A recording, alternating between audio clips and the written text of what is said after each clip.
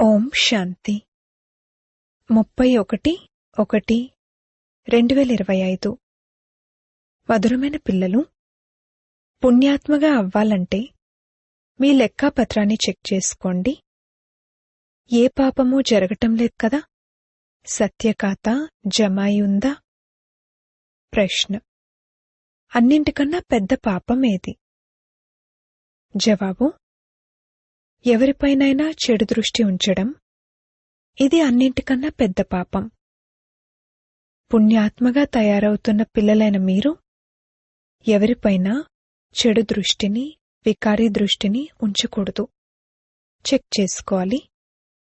నేను ఎంతవరకు యోగంలో ఉంటున్నాను? ఏ పాపమూ చేయడం లేదు కదా? ఉన్నత పదవిని పొందాలంటే జాగ్రత్త వహించండి. కొద్దిగా కూడా చెడు దృష్టి ఉండకూడదు. తండ్రి ఏ శ్రీమతాన్నైతే ఇస్తారో దానిపై పూర్తిగా నడుస్తూ ఉండండి. పాట: ముఖాన్ని చూసుకో ఓ ప్రాణి. ఓం శాంతి. అనంతమైన తండ్రి తన పిల్లలతో, పిల్లలు మీ అంతరంగాన్ని కాస్త పరిశీలించుకోండి అని అంటారు. నేను జీవితమంతటిలోని ఎంత పాపం చేశాను, ఎంత పుణ్యం చేశాను అన్నది మనుషులకు తెలుస్తుంది. ప్రతిరోజు మీ లెక్కాపత్రాన్ని చూసుకోండి. ఎన్ని పాపాలు చేశాను, ఎంత పుణ్యం చేశాను, ఎవర్నీ నొప్పించలేదు కదా? ప్రతి మనిషి అర్థం చేసుకోగలడు నేను జీవితంలో ఏమేం చేశాను, ఎంత పాపం చేశాను, దానపుణ్యాలు మొదలైనవి ఎంత చేశాను అని. మనుషులు యాత్రలకు వెళ్ళినప్పుడు దానపుణ్యాలు చేస్తారు. ప్రయత్నించి పాపాలు చేయకుండా ఉంటారు. తండ్రి పిల్లల్నే అడుగుతున్నారు, ఎన్ని పాపాలు చేశారు, ఎంత పుణ్యం చేశారు? ఇప్పుడు పిల్లలైన మీరు పుణ్యాత్మగా అవ్వాలి. ఏ పాపమూ చేయకూడదు. పాపాలు కూడా అనేక రకాలు ఉంటాయి. ఎవరివైపుకైనా చెడు దృష్టి వెళ్తే అది కూడా పాపమే. చెడు దృష్టి అనేది వికారాలకు సంబంధించే ఉంటుంది. ఇది అన్నింటికన్నా చెడ్డది. ఎప్పుడూ కూడా వికారీ దృష్టి వెళ్ళకూడదు. చాలా వరకు పతి పత్నికి మధ్యన వికారీ దృష్టే ఉంటుంది. కుమార కుమారీల్లో కూడా ఎక్కడో అక్కడ వికారీ దృష్టి ఉత్పన్నమవుతుంది. ఇప్పుడు తండ్రి అంటారు, ఈ వికారీ దృష్టి ఉండకూడదు. లేకపోతే మిమ్మల్ని కోతి అని అనవలసి వస్తుంది. నారదుని ఉదాహరణ ఉంది కదా? నేను లక్ష్మిని వరించవచ్చా అని అడిగారు. మేము లక్ష్మిని వరిస్తాము, నారి నుండి లక్ష్మిగా, నరుని నుండి నారాయణునిగా అవుతామని మీరు కూడా అంటారు కదా? తండ్రి అంటారు, మీ హృదయాన్ని ప్రశ్నించుకోండి. ఎంతవరకు నేను పుణ్యాత్మగా అయ్యాను? ఏ పాపమూ చేయడం లేదు కదా? ఎంతవరకు యోగంలో ఉంటున్నాను? పిల్లలైన మీరైతే తండ్రిని గుర్తించారు. అందుకే ఇక్కడ కూర్చున్నారు కదా? ప్రపంచంలోని మనుషులు బాబాను చూసినప్పుడు వీరు బాప్దాదా అని గుర్తించలేరు.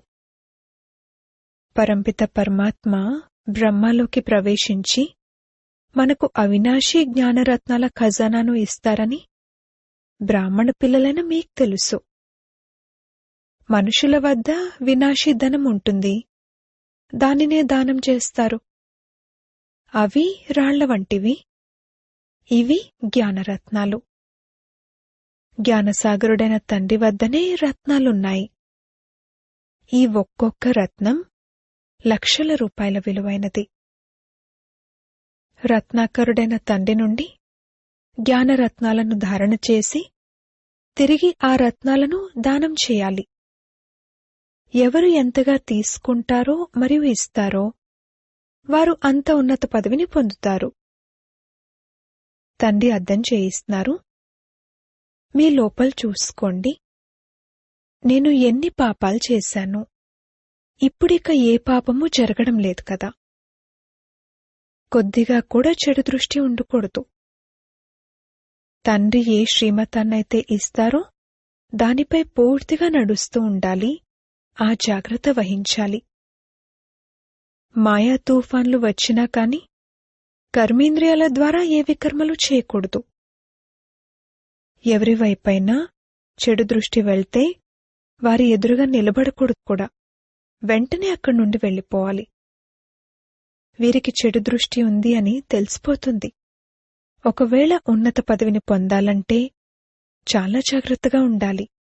చెడు దృష్టి ఉంటే చేతుల్లేనివారిగా కాళ్ళు లేనివారిగా అయిపోతారు. తండ్రి ఏ శ్రీమతాన్నైతే ఇస్తారో దానిపై నడవాలి. తండ్రిని పిల్లలే గుర్తించగలరు. ఒకవేళ బాబా ఎక్కడికైనా వెళ్తే బాబ్దాదా వచ్చారు అని పిల్లలు మాత్రమే అర్థం చేసుకోగలరు. ఇతర మనుషులు ఎంతోమంది చూస్తారు కానీ వారికి తెలియదు. వీరు ఎవరు అని ఎవరైనా అడిగినా కూడా వీరు బాబ్దాదా అని చెప్పండి. బ్యాడ్జ్ అయితే అందరి వద్ద తప్పకుండా ఉండాలి. శివ్ బాబా మాకు ఈ దాదా ద్వారా అవినాశీ జ్ఞానరత్నాలను దానం ఇస్తున్నారని చెప్పండి. ఇది ఆధ్యాత్మిక జ్ఞానం. ఆత్మిక తండ్రి సర్వాత్మల తండ్రి కూర్చుని ఈ జ్ఞానాన్ని ఇస్తారు.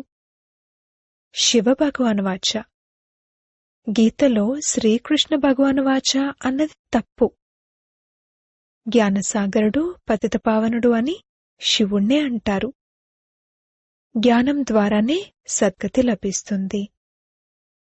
ఇవి అవినాశీ జ్ఞానరత్నాలు. సద్గతిదాత ఒక్క తండ్రి మాత్రమే. ఈ పదాలన్నింటినీ పూర్తిగా గుర్తుంచుకోవాలి. మాకు తండ్రి తెలుసు అని ఇప్పుడు పిల్లలు భావిస్తారు, మరియు తండ్రి కూడా నాకు పిల్లలు తెలుసు అని భావిస్తారు. వీరందరూ నా పిల్లలే, కాని నన్ను తెలుసుకోలేరు అని తండ్రి అయితే అంటారు కదా. భాగ్యంలో ఉంటే మున్ముందు తెలుసుకుంటారు.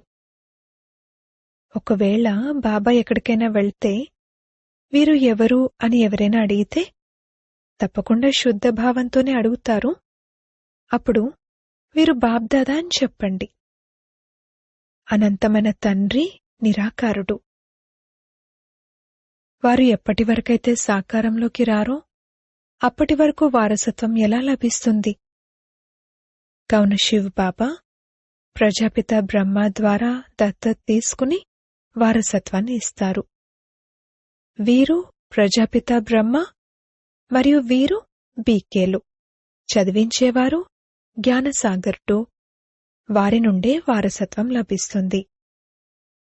ఈ బ్రహ్మ కూడా చదువుకుంటారు. వీరు బ్రాహ్మణుడి నుండి మళ్లీ దేవతగా అవ్వనున్నారు. ఇది అర్థం చేయించడం ఎంత సహజం. ఎవరికైనా బ్యాడ్జ్ పై అర్థం చేయించడం మంచిది. నన్ను స్మృతి చేసినట్లయితే మీ వికర్మలు వినాశనమవుతాయని బాబా చెప్తున్నారు అని చెప్పండి. పావనంగా అయి పావన ప్రపంచంలోకి వెళ్ళిపోతారు. వీరు పతిత పావనుడైన తండ్రి కదా. మనం పావనంగా తయారయ్యేందుకు పురుషార్థం చేస్తున్నాము. వినాశన సమయం వచ్చినప్పుడు మన చదువు పూర్తయిపోతుంది. ఇది అర్థం చేయించడం ఎంత సహజము. ఎవరైనా ఎక్కడికైనా వెళ్తూ వస్తూ ఉన్నా సరే బ్యాడ్జ్ మీతో పాటు ఉండాలి. ఈ బ్యాడ్జ్తో పాటు ఒక చిన్న కరపత్రం కూడా ఉండాలి. అందులో ఇలా రాసి ఉండాలి: భారత్లోకి తండ్రి వచ్చి మళ్లీ ఆది సనాతన దేవీదేవత ధర్మాన్ని స్థాపన చేస్తున్నారు.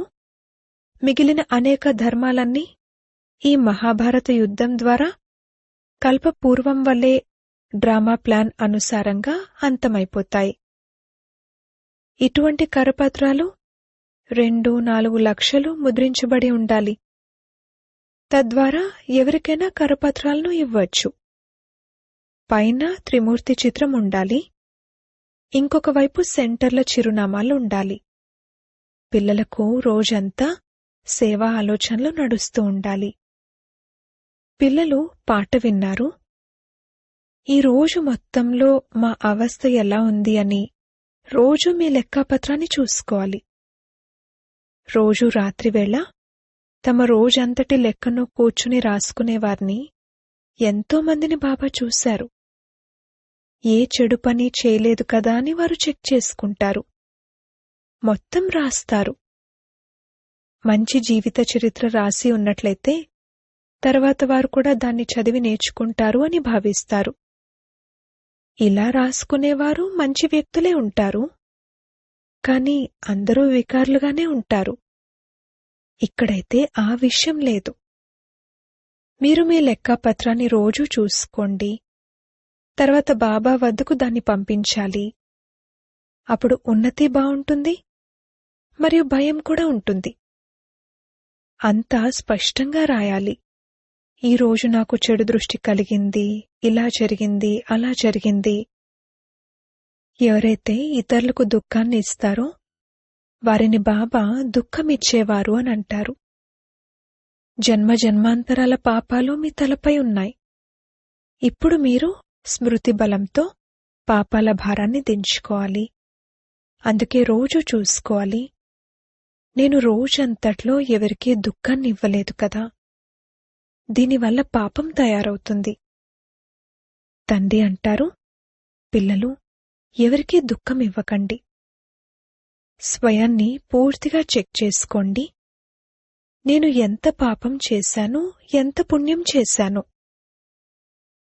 ఎవరు కలిసినా అందరికీ ఈ మార్గం తప్పకుండా చెప్పాల్సిందే. తండ్రిని స్మృతి చేయాలి మరియు పవిత్రంగా అవ్వాలి అని అందరికీ చాలా ప్రేమగా చెప్పండి. గృహస్థ వ్యవహారంలో ఉంటూ కమల పుష్ప సమానంగా పవిత్రంగా అవ్వాలి. మీరు సంగమంలో ఉన్నా కానీ ఇదైతే రావణ రాజ్యమే కదా. ఈ మాయావి విషయ వైతరిణి నదిలో ఉంటూ కమల పుష్ప సమానంగా పవిత్రంగా అవ్వాలి. కమల పుష్పం ఎన్నో పిల్ల మొక్కలు కలిగి ఉంటుంది, అయినా అది నీటికి పైనే ఉంటుంది. అది గృహస్థి, అది ఎన్నింటినో పుట్టిస్తుంది. ఈ ఉదాహరణ మీ కొరకు కూడా ఉంది. మీరు వికారాల నుండి దూరంగా ఉండండి. ఈ ఒక్క జన్మ పవిత్రంగా ఉంటే ఇక అది అవినాశి అయిపోతుంది. మీకు తండ్రి అవినాశి జ్ఞానరత్నాలనిస్తారు. మిగిలినవన్నీ రాళ్లే. వారందరూ భక్తి విషయాలనే వినిపిస్తారు. జ్ఞానసాగరుడు పతితపావనుడు అయితే ఒక్కరే. కావున ఇటువంటి తండ్రి పట్ల పిల్లలకు ఎంత ప్రేమ ఉండాలి. తండ్రికి పిల్లల పట్ల, పిల్లలకు తండ్రి పట్ల ప్రేమ ఉంటుంది. మిగిలిన వారెవ్వరితోనూ సంబంధం లేదు. ఎవరైతే తండ్రి ఇచ్చే మతంపై పూర్తిగా నడవరో వారు సవతి పిల్లలు. రావణుడి మతంపై నడిస్తే ఇక రాముడి మతం ఎక్కడున్నట్లు? అర్ధకల్పం రావణ సాంప్రదాయం ఉంది. అందుకే దీనిని భ్రష్టాచారి ప్రపంచం అంటారు. ఇప్పుడు మీరు మిగిలినవన్నీ వదిలి ఒక్క తండ్రి మతంపై నడవాలి. బీకే యొక్క మతం లభించినా ఆ మతం సరైనదా కాదా అని చెక్ చేయవలసి ఉంటుంది. పిల్లలైన మీకు తప్పు ఒప్పుల జ్ఞానం కూడా ఇప్పుడే లభించింది. ఎప్పుడైతే సత్యమైన వారు వస్తారో అప్పుడే తప్పొప్పుల గురించి తెలియచేయగలరు. తండ్రి అంటారు, మీరు అర్ధకల్పం ఈ భక్తి మార్గపు శాస్త్రాలు విన్నారు. ఇప్పుడు నేను మీకేదైతే వినిపిస్తున్నానో అది రైటా లేక అవి రైటా? ఈశ్వరుడు సర్వవ్యాపి అని వారంటారు. నేనేమో నేను మీ తండ్రిని అని అంటాను. ఇప్పుడు ఎవరిది రైట్ అనేది జడ్జ్ చేయండి. ఇది కూడా పిల్లలకి అర్థం చేయించడం జరుగుతుంది కదా. ఎప్పుడైతే బ్రాహ్మణులుగా అవుతారో అప్పుడు అర్థం చేసుకుంటారు. రావణ సాంప్రదాయం వారైతే చాలామంది ఉన్నారు, మీరు చాలా తక్కువ మంది ఉన్నారు. అందులోనూ నంబర్ వారుగా ఉన్నారు. ఒకవేళ ఏదైనా చెడు దృష్టి ఉన్నా వారిని రావణ సాంప్రదాయాలు అని అంటారు. ఎప్పుడైతే దృష్టి పూర్తిగా పరివర్తన చెంది దివ్యంగా మారుతుందో అప్పుడు వారు రామ సాంప్రదాయాలుగా భావించబడతారు. తమ అవస్థ ద్వారా ప్రతి ఒక్కరూ అర్థం చేసుకోగలరు కదా. ఇంతకు ముందైతే జ్ఞానం లేదు, ఇప్పుడు తండ్రి మార్గాన్ని తెలియజేశారు. కావున చూసుకోవాలి, నేను అవినాశీ జ్ఞానరత్నాల దానాన్ని చేస్తూ ఉంటానా? భక్తులు వినాశీ ధనాన్ని దానం చేస్తారు. ఇప్పుడు మీరు అవినాశీ ధనాన్ని దానం చేయాలి, అంతేకాని వినాశీ ధనాన్ని కాదు. ఒకవేళ వినాశీ ధనం ఉన్నట్లయితే దానిని అలౌకిక సేవలో ఉపయోగిస్తూ వెళ్ళండి. పతితులకు దానం చేయడం వలన పతితులుగానే అయిపోతారు. ఇప్పుడు మీరు మీ ధనాన్ని దానం చేస్తే దానికి ప్రతిఫలం 21 జన్మల కొరకు కొత్త ప్రపంచంలో లభిస్తుంది. ఈ విషయాలన్నీ అర్థం చేసుకోవాల్సినవి. బాబా సేవ యొక్క యుక్తులను కూడా తెలియజేస్తూ ఉంటారు. అందరిపైన దయ చూపించండి. పరంపిత పరమాత్మ బ్రహ్మ ద్వారా స్థాపన చేస్తారని గానం చేయబడింది కదా, కాని అర్థాన్ని అర్థం చేసుకోరు. పరమాత్ముణ్ణే సర్వవ్యాపి అనేశారు. పిల్లలు సేవా అభిరుచిని చాలా బాగా పెట్టుకోవాలి. ఇతరుల కళ్యాణం చేస్తే స్వయం యొక్క కళ్యాణం కూడా జరుగుతుంది. రోజు రోజుకు బాబా చాలా సహజం చేస్తూ ఉంటారు. ఈ త్రిమూర్తి చిత్రమైతే చాలా మంచిది. ఇందులో శివబాబా కూడా ఉన్నారు, అలాగే ప్రజాపిత బ్రహ్మ కూడా ఉన్నారు. ప్రజాపిత బ్రహ్మ కుమార కుమారిల ద్వారా మళ్లీ భారత్లో 100% పవిత్రత సుఖశాంతుల దైవీ స్వరాజ్యాన్ని స్థాపన చేస్తున్నారు. మిగిలిన అనేక ధర్మాలు ఈ మహాభారత యుద్ధం ద్వారా కల్పపూర్వం వలె వినాశనమైపోతాయి అని ఇటువంటి కరపత్రాలను ముద్రించి పంచాలి. బాబా ఎంత సహజమైన మార్గాన్ని తెలియజేస్తారు. ప్రదర్శనలో కూడా కరపత్రాలు ఇవ్వండి. కరపత్రాల ద్వారా అర్థం చేయించడం సహజము. పాత ప్రపంచ వినాశనమైతే అవ్వాల్సిందే. కొత్త ప్రపంచ స్థాపన జరుగుతోంది. ఒక్క ఆది సనాతన దేవీదేవత ధర్మస్థాపన జరుగుతూ ఉంది. మిగిలినవన్నీ కల్పపూర్వం వలె వినాశనమైపోతాయి. మీరు ఎక్కడికి వెళ్ళినా జేబులో కూడా కరపత్రాలు మరియు బ్యాడ్జ్లో ఎల్లప్పుడూ ఉండాలి. క్షణంలో జీవన్ముక్తి అని గానం చేయబడింది. వీరు తండ్రి, వీరు దాదా అని చెప్పండి. ఆ తండ్రిని స్మృతి చేయడం ద్వారా ఈ సత్యుగ దేవతా పదవిని పొందుతారు. పాత ప్రపంచ వినాశనం, కొత్త ప్రపంచ స్థాపన, కొత్త ప్రపంచమైన విష్ణుపురిలో మళ్లీ వీరి రాజ్యం ఉంటుంది. ఎంత సహజం. తీర్థయాత్రలు మొదలైన చోట్లకు మనుషులు వెళ్తారు. ఎన్ని ఎదురుదెబ్బలు తింటారు. ఆర్య సమాజం వారు మొదలైన వారు కూడా ట్రైన్ నిండుగా వెళ్తారు. దీనిని ధర్మం పేరు మీద ఎదురుదెబ్బలు అని అంటారు, కాని వాస్తవానికి ఇది అధర్మం పేరు మీద ఎదురుదెబ్బలు. ధర్మం పేరు మీదనైతే ఇలా ఎదురుదెబ్బలు తినాల్సిన అవసరం లేదు. మీరైతే చదువుకుంటున్నారు. భక్తి మార్గంలో మనుషులు ఏమేం చేస్తూ ఉంటారు.